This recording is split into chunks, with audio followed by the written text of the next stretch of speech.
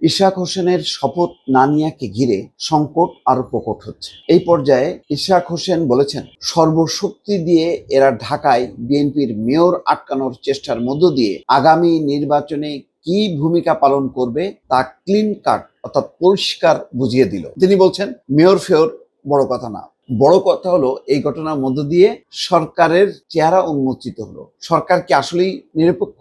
সরকার কি আসলেই তত্ত্বাবধায়ক? সরকারের কোনো দল নেই? না, এখন দেখা যাচ্ছে যে দল আছে এবং খুব শক্তিশালী একটা অবস্থান আছে কোন একটা দলের পক্ষে। সেই কথাটাই তিনি আজকে তার ফেসবুক স্ট্যাটাসে পরিষ্কার করেছেন। এরা হাসিনার মতোই বিচারকদের হুমকি দিয়েছে, নির্বাচন কমিশনকে চ্যালেঞ্জ করেছে, অর্থাৎ আদালত রায় দিয়েছে যে ইশরাকই বৈধ মেয়র, আর নির্বাচন কমিশন গেজেট প্রকাশ করেছে।